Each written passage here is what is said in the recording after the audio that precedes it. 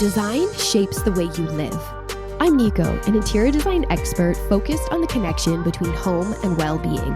Using science, design, and professional expertise, I'll help you shape a space that elevates your mindset and enhances your well-being. Let's create space for better living, starting now.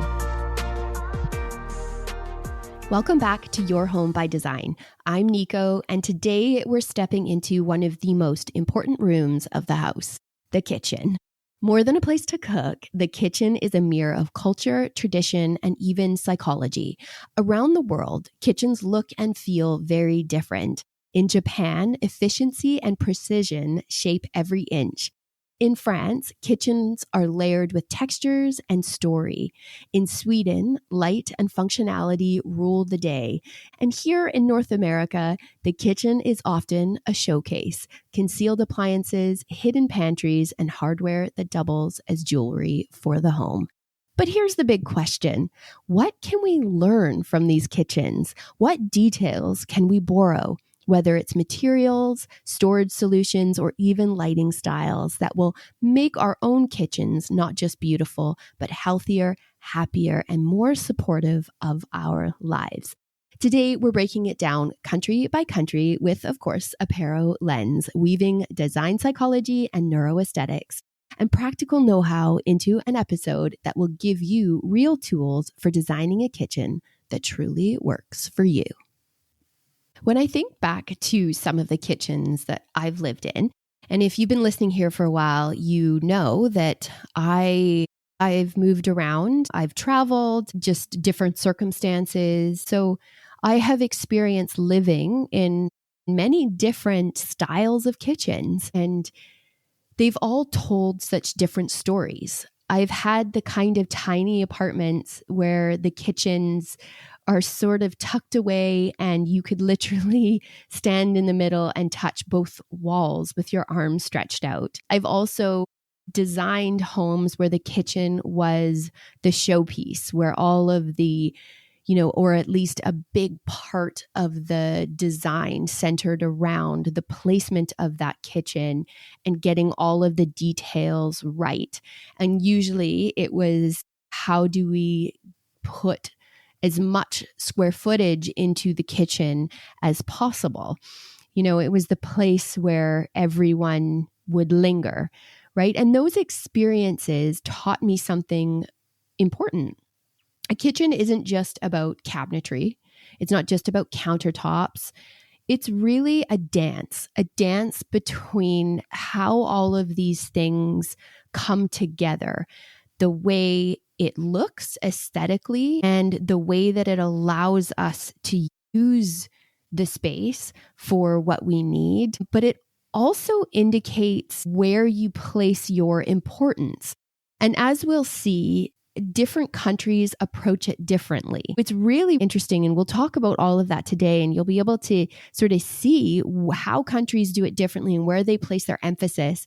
But when it comes to kitchen design, it is such a dance. There's a dance between all of the details. There's a dance between the lifestyle, and there's a dance for budget, because obviously the kitchen can be one of those areas that if you're doing a renovation, it tends to cost the most depending on the square footage. So it's, how do we get all of those things working together in all of the right ways? Because this dance is really about how you move and where you store things, how you gather, and even how the space just makes you feel. And here's the fascinating part, is those choices, they aren't random, right? And across the world, kitchens are designed with culture, psychology, and even behavior in mind. They really do influence whether, cooking feels calm, whether gathering feels inviting or awkward, and even how we taste the food. So today, as we step into kitchens across different countries, I want you to notice not just the look, but the impact. And well, there's no better place to start than Japan, where precision and ritual shape the kitchen into something almost meditative. But before we step into Japan, I just want to pause and talk about something that's critical in any kitchen project. If you're doing a full renovation or even just a light sort of refresh, you could even be just in the planning stages and considering doing a renovation. But there are few design factors that really do make or break a kitchen.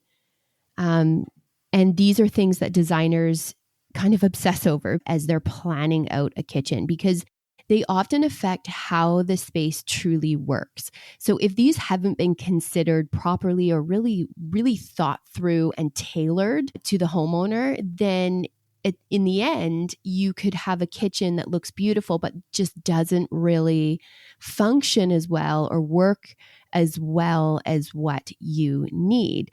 So the first thing is flow. Like, kitchens aren't just about appliances and finishes. And sometimes people can get hung up on these details. I think it's so important to factor in how you move in the space. So how you move between the stove, the sink, and the fridge. And this is known as the working triangle.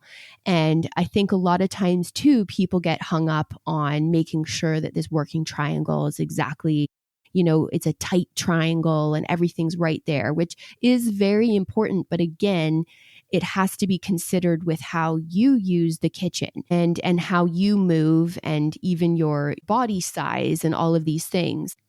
But basically, the working triangle, when you get that right, it dictates how easy or exhausting cooking feels. It really defines the flow. So it would reduce wasted steps and just time moving around your kitchen. It's amazing how if a kitchen doesn't flow properly and that distance is too far, how frustrating that can be. And these little minor frustrations aren't always something that you pick up on. They might not be really obvious to you, but you might just find that you don't enjoy cooking as much as you used to. So, you are responding and reacting to this, but you may not be aware that the reason why is because it now takes you 4 extra steps to get to your fridge than it did before. So flow is very, very important. And it also is quite personal to how you use the space. The second is storage, not just, how many cabinets you have, but where things are stored. How are they put away, and is there adequate space for everything? A drawer in the right spot can save you from constant frustration. And if you think in zones in terms of how you lay out your kitchen, so prep zone, cook zone, clean zone, and your serving zone, you could reorganize your inserts to be in line with these zones, right? So this is something that when we're planning kitchens, storage has to be factored in, and what types of things need to be housed in the drawers or in the cabinets, or what types of things might be housed down the road. You want to be thinking about all of these things. The third thing is light.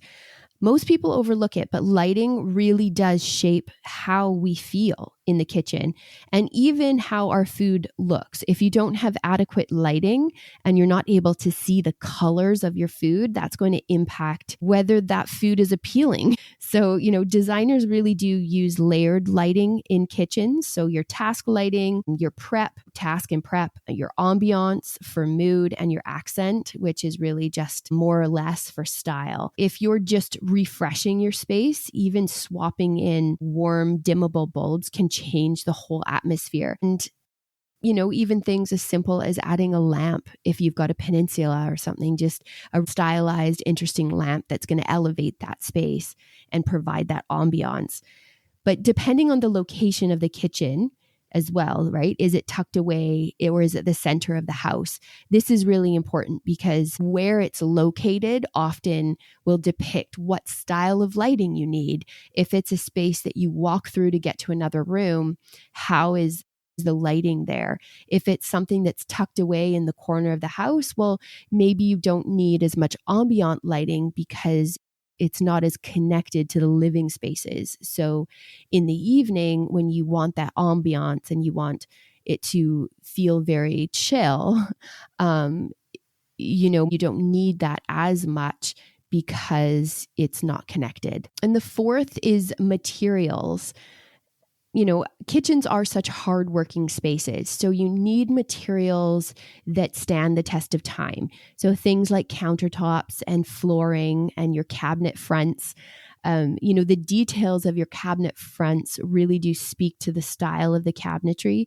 If there's a flat panel or a raised panel versus like a face frame or beaded with rounded rails, these are all little details, and all of those details lend themselves to a certain style and a certain vibe. They're not just aesthetic choices. They really do dictate how you feel in the space. And obviously some of those, like the countertop and the flooring, yes, of course, they are aesthetic to a certain degree, but they're also, because it is a hardworking space, something you have to consider. That's the durability factor. So yes, designers determine the durability, the maintenance, and even the psychological feel of the room, right? So stone gives a sense of permanence, and whereas like wood would warm it up. And depending on the color of the wood and the species of the wood, how is that impacting the space? Certain woods have more obvious grains, or they're darker versus lighter. So of course that's going to add that materiality to the space and that sense of brightness or moodiness. Tile brings in rhythm, so you can play. If the tile has a gloss finish, that's going to bounce light around the room. If it's a matte finish, like honed, or even like it's got like a real textural feel to it, then that's going to lend itself to more of a relaxed, sort of easygoing, not overly precious kind of space. So choosing the right materials early on really saves headaches later. And this is the same, like if you're doing a full reno or if you're doing just a refresh, right? And finally, the fifth one is hardware and details, because handles and fixtures and faucets and all of the metals in your space, these are really the jewelry of the kitchen. They're also the daily touch points, right? So if you think of your hands, how it feels every time you cook, what you grab when you open up a drawer, you open up a cabinet, how does that feel? You're interacting with your space every time you open a drawer. So is it functional? Does it feel substantial?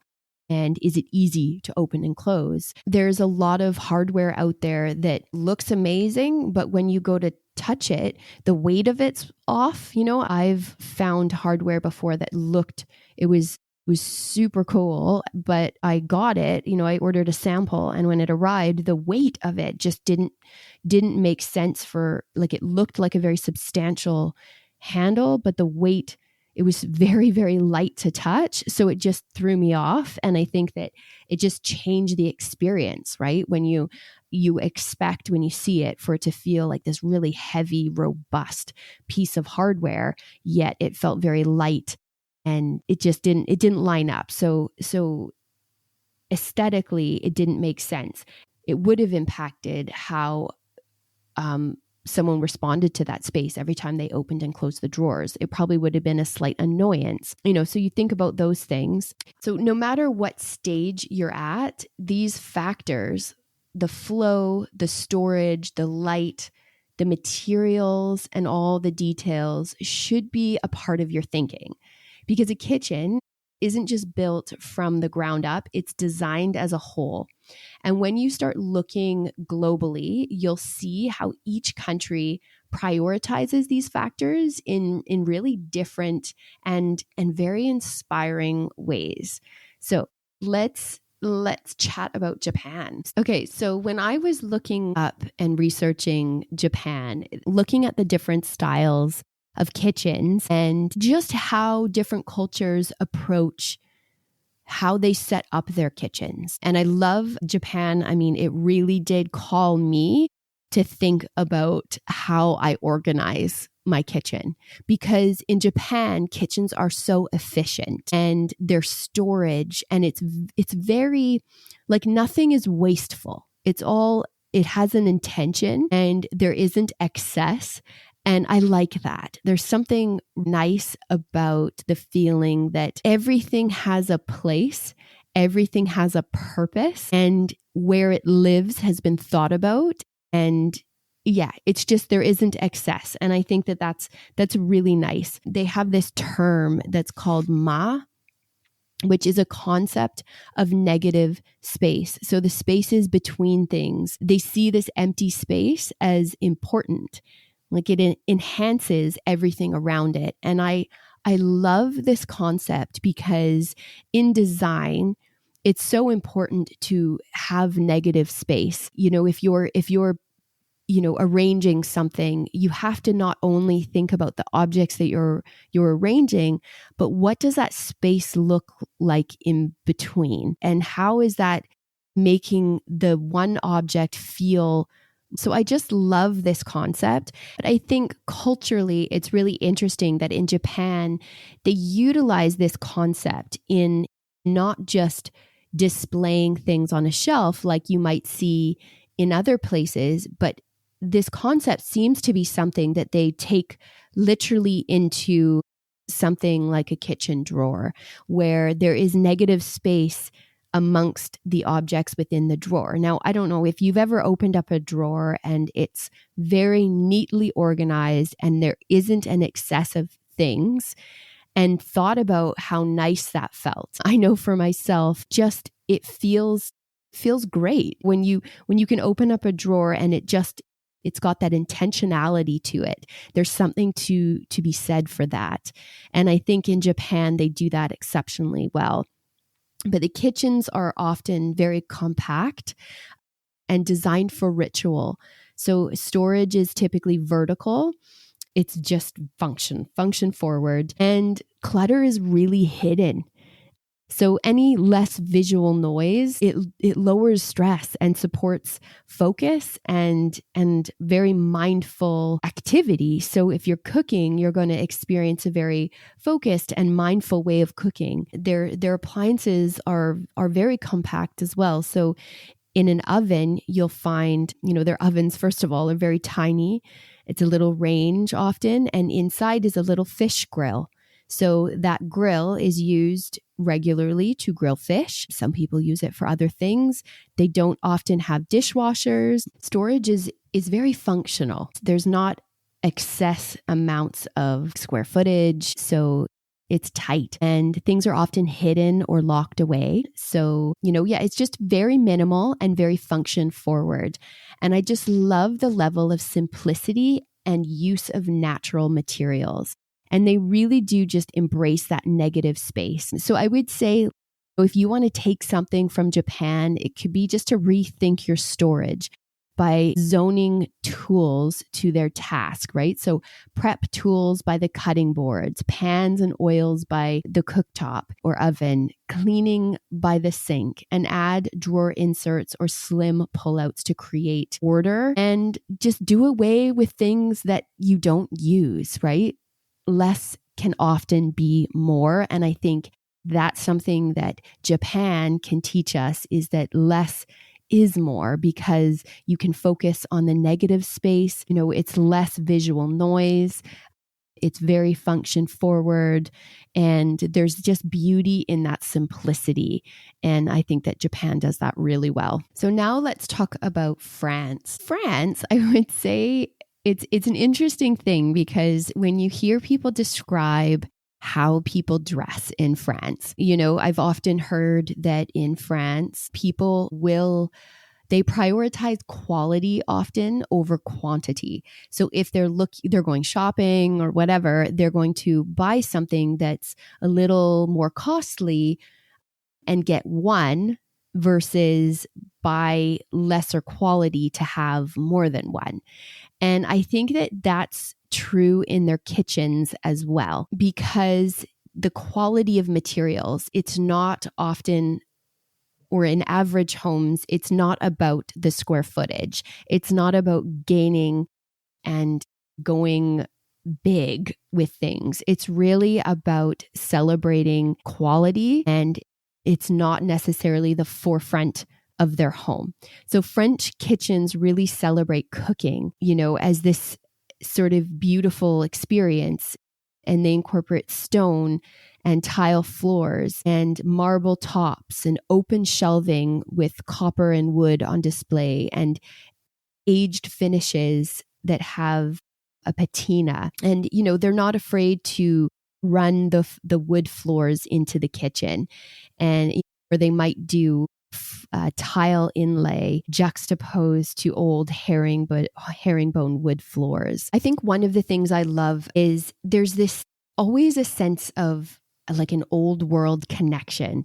So whether that be an antique table that sits against the island or the herringbone wood floors, or there's like old tiles, an old wood shelf. There's always, even in modern kitchens, there's usually this nod to the past. And I think in France, they just do that so well. Their appliances are smaller. They have the Euro size fridges, and their ranges are often smaller. And the microwave, it's less central to their cooking. They use it sparingly. So for things like reheating versus cooking. And another thing that I love is that there's less continuous upper cabinets. And often that's because of the age of the building. Maybe the ceiling height doesn't allow, or there's a detail on the ceiling that doesn't allow for uppers, continuous uppers, or even uppers altogether. But I like that. I think that there's this sense of simplicity to the kitchens where it's not cabinet heavy. You don't walk in and it doesn't feel like an overly heavy space. It's a little more airy, and I think that's really nice. So I would say if you're going to take something from France, it would definitely be just that old world connection where there's always a nod to the past. And I think that storytelling runs through French kitchens. And I mean, if you just look at how French cook and how they eat and how they entertain, I think it speaks to just a beautiful style of living. Okay, so now let's talk about Sweden. When I was reading up and exploring different kitchen designs in Sweden, I would say that it really reminded me of where I live. It reminds me of British Columbia, Canada, because there was this connection to the outdoors and the types of trees they have, and just, I guess, how vast it felt in some regards. And I know that Sweden, it's not densely populated unless you're in a city. So I think that there is this connection to the outdoors. And that is shown in kitchen designs for sure. The way that they place their windows, the size of their windows, they really do allow for maximum light to come in, and just that connection always to trees and to what's going on in the natural world. Swedish kitchens are very bright and they're uncluttered, and they're white or they're light. They love natural wood and, and doing things like integrating dining nooks. So keeping spaces really social and calm. And they have a really interesting term that they use, and I'm not even going to try to say it because, I probably will butcher it, but it basically means open air life. It blurs the boundary from out and in. And it's so true, because you look to their kitchen designs, and this is all different homes. If you look from apartments, they would have a balcony or some way to connect to the outdoors. If you look to a large home, that kitchen window is going to be quite large. They might have doors opening out, but there is always this sense of connection to the exterior world. And then, of course, it's supported by the types of wood they bring into this space. It's all a very airy aesthetic. So even if they have darker cabinets, let's say they go with a darker wood or their darker painted cabinet, it's going to be juxtaposed to that big, bright window. But often what you see is everything is light and bright. So white walls and oak or pine floors, and then that same aesthetic in the cabinetry. Their kitchens themselves are very small often and practical. And I read an article recently that said people often will choose healthier foods after experiencing nature. So in a country like Sweden, where people spend a good amount of time outdoors connecting to nature, you can imagine when they come home and what they want to eat, or even as they're cooking, if they're visually connecting to nature, how that's going to impact what they feel like eating. So if you're going to take anything from Sweden, it would just be to let the light in and really utilize any natural light that you can. Okay, now we're going to talk about Germany. And I would say as a designer, often anything that's German made is exciting because it's usually made to precision. And so that can be in a kitchen hardware, like systems, like I would say, organization systems and drawer runners and hinges and lift systems, like all of those things that if they're German made, they're going to be made very well and very precise. And so that's always exciting, right? Because if you're designing a kitchen, those are such important things to consider, is the slides on your drawers or really interesting, effective storage systems. If you want to look into some German organization, in the corner cabinets, those are great areas, drawer systems, all of those things, just check it out because they really do such a great job. But in German kitchens, their approach to the design is there's an emphasis on order and ergonomics. So if, there's tall pantry pullouts, inner drawers, engineered corner solutions, as I mentioned, like those organization systems, and they really do maximize function. And I would say that kitchens do tend to be smaller, but they're just highly engineered and they're very function forward. So in a German kitchen, you're not going to see things incorporated if they're not really necessary, where you might see in other kitchens in other countries, you might see a little bit more ornamental design and those sorts of things. And in a German kitchen, you'll see that as well, but it will come very much after the function has been addressed. And as long as that's been addressed, then they'll start injecting a little bit more of that ornamentation. So that's things just, decorative things like floating shelves or more decorative lighting, decorative hardware. Those are the kind of things that you might see after the function has been addressed, after the systems have really been thought through and prioritized. So yes, things are very simple, very function forward, and not overly fussy. And I would say that, a little neuroaesthetic insight would be that because the kitchens are very predictable and their order, that reduces any sort of cognitive overload. It reduces any friction. So kitchens feel very intuitive and efficient. Okay, the next country is Italy. In Italy, the kitchen is really a space to host. Italian kitchens are an extension of life, right? So, I'm sure you've had and enjoyed Italian food. And just the style of cooking, the ingredients used, you can imagine how families gather and prepare meals together. It's often family traditions and, food is very central to the culture. So meals are longer. So that sort of, the kitchen is essentially this hub, and it's often the center of a home. In the layout of a home, it's the center and it's where everyone gathers. And even if it's not centrally located in the home, it's very much centered in their lives.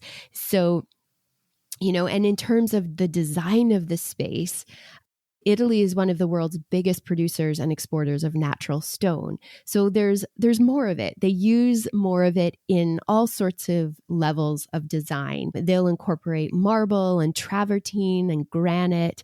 It's more common and more so even in sort of lower end kitchen designs because it's readily available, right? Whereas here in North America, if we wanted that in a budget conscious design, we would have to think about the cost to import that stone. And it's just going to cost us more here than it would if we were buying it in Italy. So, but, and I love how in Italy, it's not about square footage. They don't worry or fuss too much about getting a big kitchen. It really comes down to how they utilize the space and the materials that they choose to put in the space. There's always a sense of luxury, whether it's sort of more of the rustic style, the Tuscan vibe, or more of a modern aesthetic. But in Italy, they have such a great way to blend the two. And they're not afraid to bring that rustic charm and mix it in with a more modern kitchen. They're not afraid to spend a little more on something that feels a little more luxurious. They will invest in more premium surfaces in their kitchens. And maybe instead they'll do a smaller profile on their countertops. And things like wine fridges or a cellar unit is really a special purchase that some Italian kitchens will incorporate. And yeah, they just love more sort of, I guess, slim, sort of integrated handles. But there's always this sense of luxury, just a very slight touch of how they elevate a kitchen is really nice. And as I said, they're not concerned about it being oversized. There isn't a lot of excess. And I think that that's common in some of the other countries, is this level of practicality and using what you need and designing for those needs. And I love that, because if you kind of compare things down, then you can really focus on the details and the things that are going to elevate that room and make the experience of being in that room more enjoyable. And I think in Italy, the fact that they do gather more in their kitchens than some other countries, it makes sense to look and say, if this is the place we gather, how do we want to elevate this experience? How are we going to make it feel more special, more beautiful? And I think that's where that natural stone comes in, because I think anytime you see natural stone used in a kitchen, it just brings a sense of, a little sense of luxury to a space.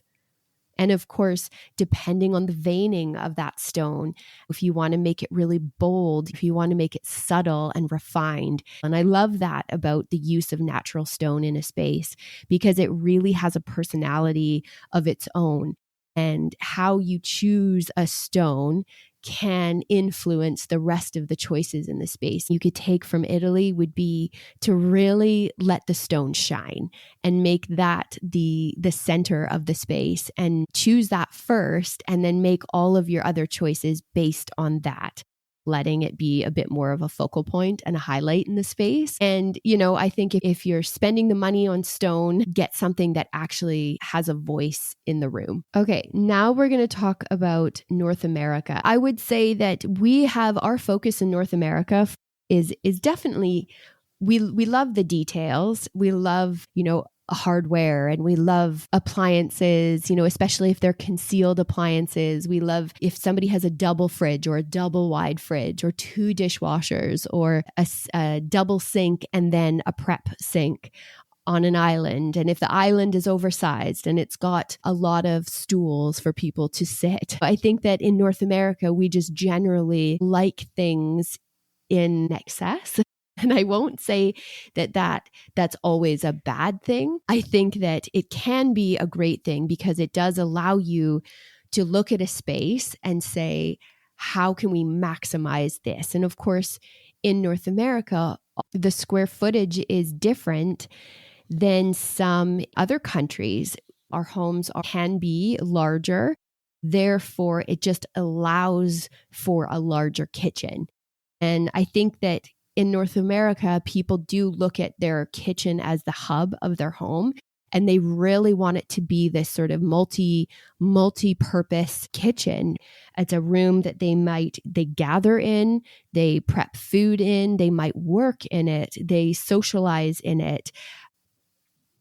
I know for myself, anytime I've entertained, if I'm cooking like a Thanksgiving dinner or something, it's amazing how it, as much as you set up the other spaces to feel inviting, and you offer drinks, and you think that people might gravitate towards sitting on the sofa versus standing in a busy kitchen. But it's funny, because people gravitate to the kitchen if that's where the action is, if that's the hub of the home. And I think in North America, that is typically what our kitchens are. They're just central to the home and a very multifunctional space. I would say too that now people love this idea of having a butler's pantry or a scullery. And I think it's just, how can we prioritize one space as being the hardworking space and the other as being more maybe serene and not as busy and a little bit more inviting. So, but it's an interesting thing because even though in North America you might have a butler's pantry, yet if you haven't thought through how you're really going to designate those rooms, because there's crossovers, right? If there's a butler's pantry that can dub as a secondary kitchen, then it becomes, well, where are we doing our prep? Where are we doing our cooking? Where are we doing, and then if you haven't thought that through, then that's where those lines kind of can become blurred. And then your main kitchen starts being used again, or it starts being cluttered, or you don't use the butler's pantry as much as you thought because you haven't really addressed your needs, right? So why is it that you want these spaces? Anyway, but I think that, in general, North America, things like, a coffee station is a really important thing with a nice high-end coffee unit, something that you can close off. Closed storage in North America is pretty important, even like concealed or hidden. So if you can do like a hidden fridge or hidden dishwasher, it just elevates a space. One of the big things that I would say is quite different in North America, and again, because kitchens do typically tend to be a little bit larger, is this desire and this need. I don't know if it's so much of a need, but it's this, for sure, a desire to have a lot of cabinetry. And this is an interesting thing because as I was working through all of these countries and I was looking at inspiration online and checking out other designers from these countries. And one of the things I noticed, which was quite consistent from country to country, was that they didn't use as much upper cabinetry or column cabinetry. They really emphasized that more sparingly. And again, I mentioned it earlier, but of course, if you've got a really old home with a low ceiling, you can't utilize the wall space as good as you could if the ceilings were full height. So of course, that's a design decision, because if you've got lower ceilings and you put upper cabinets and they're only 14 inches high, then that you have to weigh, is that amount of storage more important than the feeling of openness in the kitchen? And looking at other countries, if you've got a smaller room for a kitchen, then you probably don't want to close that in. So you're going to forego having those upper cabinets because having that feeling of space is more important. But I will say that's something for me that I do love, sort of the simplicity of not seeing a lot of cabinetry. I think it can almost become, if you do it properly, it can feel more like furniture pieces in a room versus like a really utilitarian type space. I remember years ago, I was working with a cabinet maker, and he was amazing. He trained in England and he moved to North America. And I was talking to him because, all the kitchens he did were very custom. And he said to me that cabinetry in North America, often the flooring runs up to the kicks, the shoes in your kitchen. And he said, whereas in Europe, that would never happen. He's like, the cabinetry is like a piece of furniture. Therefore, it should sit on the floor. It should sit on, the flooring that runs throughout the space. And I thought that was interesting because it does make sense in a lot of ways. It gives a sense of permanence, right? To, when you're running your flooring underneath in a space, there's this sense of permanence in the flooring that you're going to choose. You're not just going to choose something, because obviously if you're not seeing that flooring running underneath, if you're trying to cut costs, it's naturally something that you'd consider. But for him, making these beautiful custom cabinets, he does look at them as furniture pieces. And I think that's an important thing when we look at our kitchens is how can we elevate them past the point of just being utilitarian? How can we really make them functional for what we need and beautiful for what excites us and the lifestyle we want to live and the style of cooking and the style of health? And, do we want to gather in the kitchen? Do we want it to be an independent process? Do we care that, maybe socializing is more important? So the act of being in the kitchen, needs to be more like Japanese minded, where you go to the kitchen to cook and to prepare the food.